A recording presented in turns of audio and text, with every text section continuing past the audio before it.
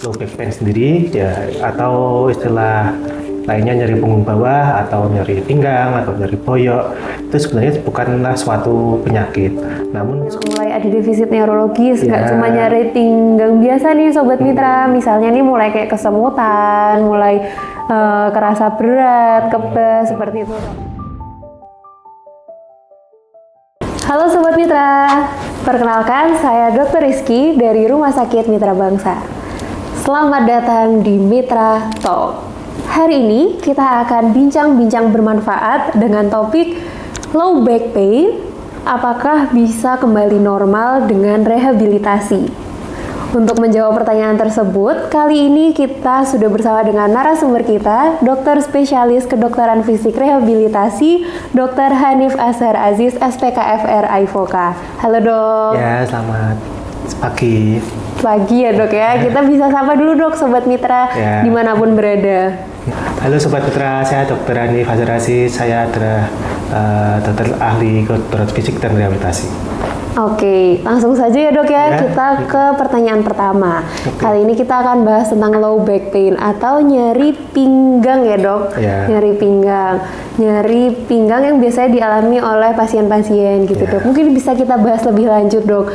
Kira-kira tuh penyebabnya apa? Kemudian apa sih kebiasaan-kebiasaan yang bisa memicu nyeri pinggang itu dok? Oh ya, jadi saya coba bantu jelaskan untuk low back pain sendiri ya, atau istilah lainnya nyeri punggung bawah atau nyeri pinggang atau nyeri boyok, itu sebenarnya bukanlah suatu penyakit, namun suatu simptom atau gejala yang disebabkan oleh kausa lain atau penyakit lain.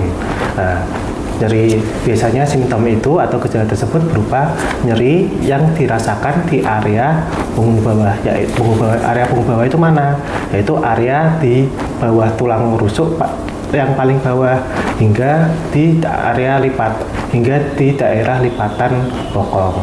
Jadi nyeri tersebut terdapat di area tersebut, di mana nyeri tersebut biasanya dirasakan lebih dari 24 jam. Nah, kebiasaan apa aja yang membuat nyeri punggung bawah itu? Nah, ada macam-macam. Misalkan dengan kebiasaan yang sedenter. Kebiasaan sedenter itu seperti apa?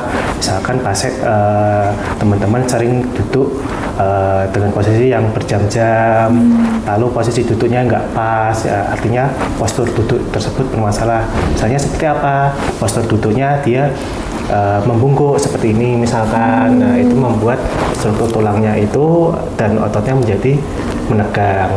Selain itu juga kebiasaan istirahat yang tidak pas, misalkan tidur dengan posisi tengkurap. Nah, kalau misalkan tidur tengkurap itu kan tentunya posisi di kepala leher itu kan juga tidak dalam posisi yang lurus, sehingga akan menyebabkan otot-otot yang di area punggung bawah itu menjadi ikut tegang.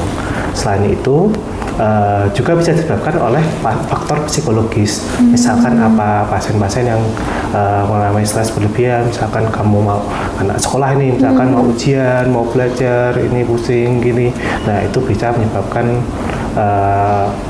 nyeri punggung bawah juga, atau pasien dengan kondisi yang cemas seperti itu. Selain itu low back pain sendiri juga bisa disebabkan oleh faktor non mekanis, misalkan seperti apa, infeksi tulang belakang, atau misalkan dengan penyakit keganasan atau penyakit peradangan kronis, misalkan penyakit autoimun seperti itu.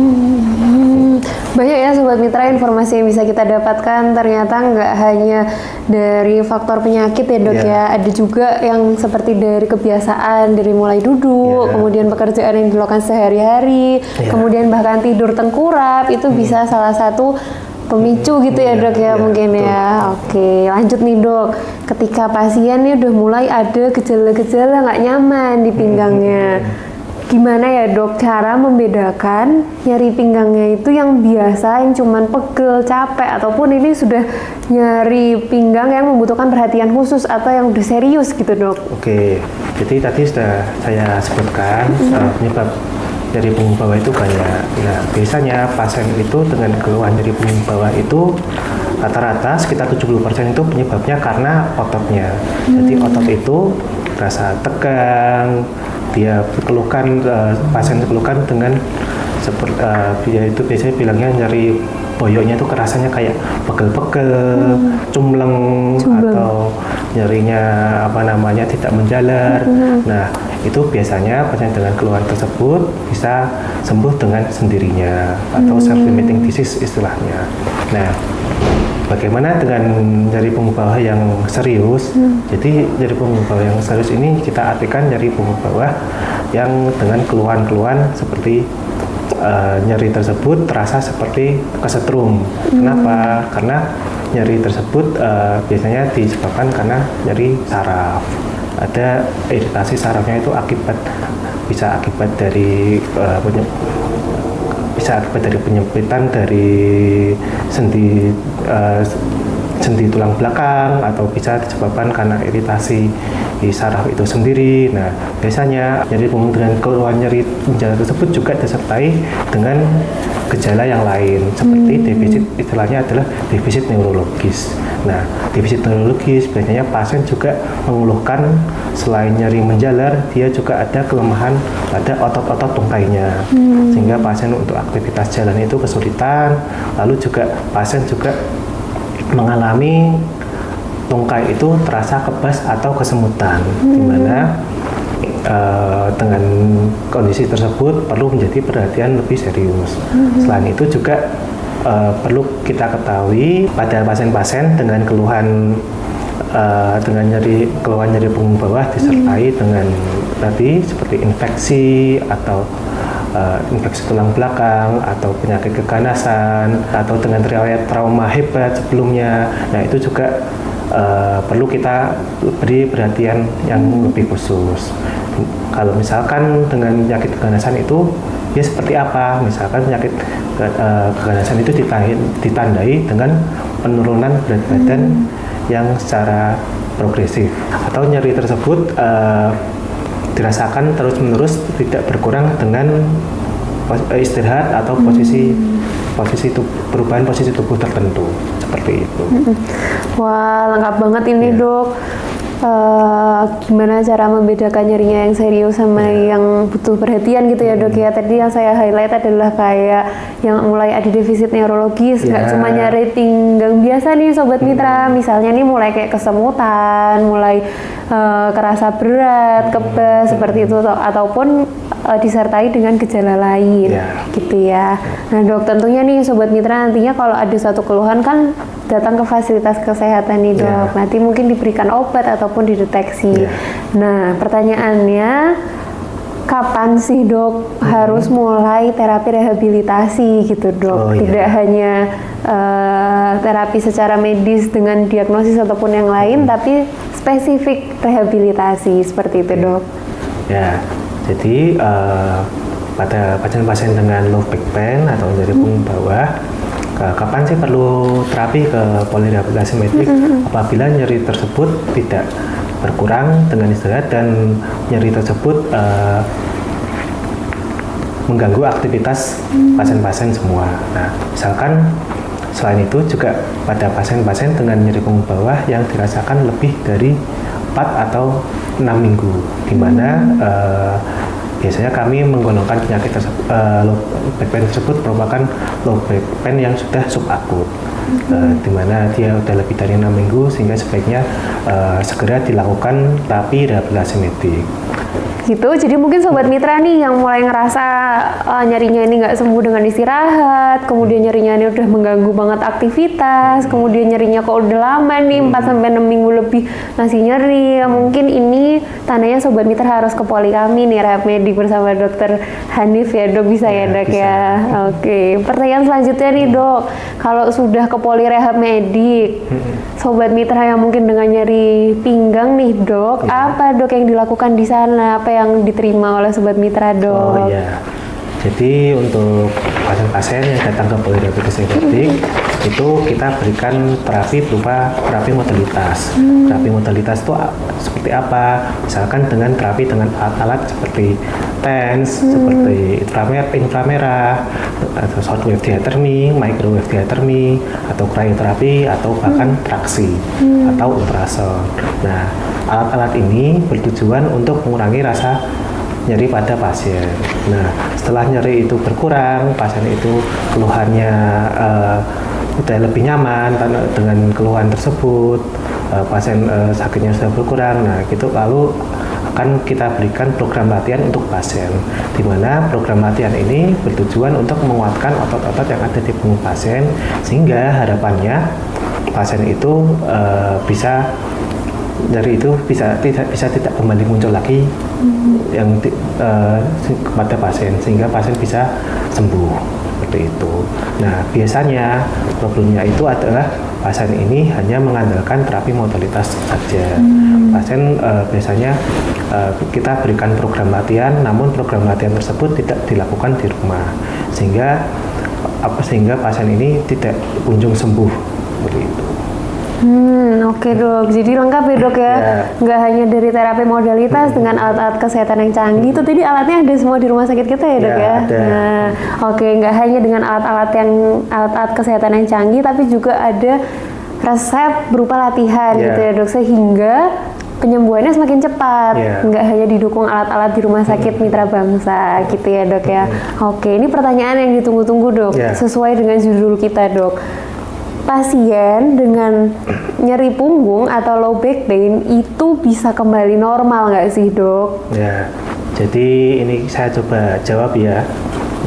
Jadi kalau misalkan untuk low back pain sendiri kita bedakan menjadi mekanis non mekanis.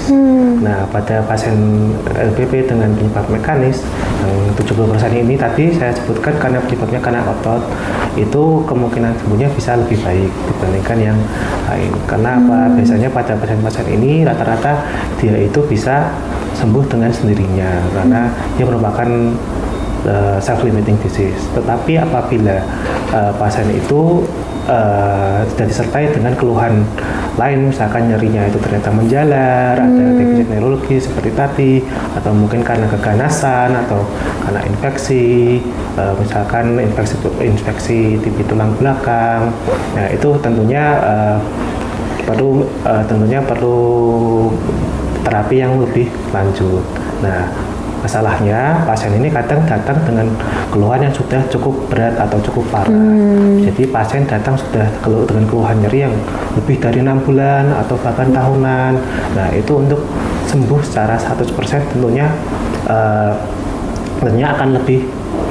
akan lebih sulit jika dibandingkan pasien tersebut datang dengan keluhan yang onsetnya itu atau awal mula sakitnya itu lebih cepat. Nah, pada pasien-pasien dan seperti tadi, biasanya kita evaluasi tiap bulannya atau tiap 2 minggunya. Apakah dengan terapi pasien itu bisa kembali lebih baik atau tidak.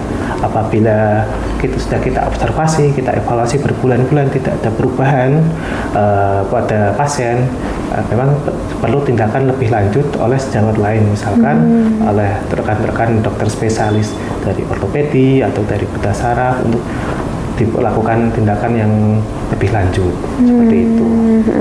Oke dok, jadi memang low back pain, nyeri pinggang ini kan sering terjadi di masyarakat ya dok ya. Nanti kita klasifikasikan dulu oleh dokter dan tenaga medis bahwa itu mekanis atau non mekanis gitu ya dok. Ketika mekanis nih alhamdulillahnya biasanya cepat sembuh, apalagi didukung dengan terapi-terapi secara komprehensif ya dok ya, dengan rehab medik juga. Namun ketika non mekanis ataupun ada gejala lain, apalagi lebih lama datang ke fasilitas kesehatannya, ini akan menjadi yang memperparah gitu ya dok ya. Oke, udah jelas banget ya Sobat Mitra ini ya, banyak sekali informasi yang kita dapatkan. Terakhir dok, pesan-pesan untuk Sobat Mitra yang sedang menonton nih dok. Ya, pesan-pesan saya untuk Sobat Mitra, apabila Sobat Mitra ini mengalami nyeri punggung bawah dengan keluhan nyeri yang persisten atau terus-menerus tidak membaik dengan obat atau tiba-tiba bertambah parah, sebaiknya segera diperiksakan ke dokter. Selain itu juga nyeri yang disertai dengan defisit neurologis seperti yang saya jelaskan tadi, adanya kelemahan otot atau dengan adanya kesemutan atau kebas-kebas di tukai, sebaiknya juga segera diperiksakan ke dokter. Supaya apa? Supaya lekas sembuh. Lalu yang kedua, pesan saya apabila memang pasien-pasien ini sudah mengikuti program rehabilitasi medis dengan keluhan-keluhan tersebut, jangan lupa latihan juga di rumah. Exercise yang sudah diajarkan oleh tim kami dan juga saya sendiri supaya penyembuhannya bisa menjadi semakin lebih cepat. Seperti itu. Oke, lengkap banget nih ya dok, pesan-pesan buat Sobat Mitra. Pertama, deteksi dini. Penting banget ya dok, harus mawas diri dengan keluhan diri sendiri. Jangan dinanti-nantikan gitu ya dok ya. Dan yang kedua, untuk Sobat Mitra yang sudah datang ke Polirehab Medik, lakukanlah exercise, lakukanlah latihan, supaya penyembuhannya segera gitu ya dok ya. Oke. Ternyata ini kita sudah selesai Sobat Mitra. Saya ucapkan terima kasih kepada Dr. Hanif atas waktunya dan juga informasinya yang sangat lengkap dan bermanfaat ini ya dok ya. Semoga bermanfaat untuk Sobat Mitra dimanapun berada. Untuk Sobat Mitra, saya informasikan di Rumah Sakit Mitra Bangsa ini Polirehab Medik buka dari hari Senin sampai hari Sabtu. Untuk Dr. Hanif ini seringnya di sore ya dok ya, di Poli sore. Jadi Sobat Mitra bisa di pagi ataupun sore. Untuk sore bersama dengan Dr. Hanif ada di hari Senin jam 3 sampai jam 8 malam, kemudian di hari Selasa dan Rabu jam 2 sampai jam 8 malam, kemudian di hari Kamis dan Jumat ini jam 2 sampai jam 7 malam. Begitu ya dok ya? Oke, jangan lupa Sobat Mitra untuk ikuti terus konten kita, Mitra Talk podcast kita kali ini bisa di-subscribe. Ikuti terus Rumah Sakit Mitra Bangsa di sosial media. Di Facebook kami ada di Rumah Sakit Mitra Bangsa, Instagram dan TikTok @rsmitrabangsa.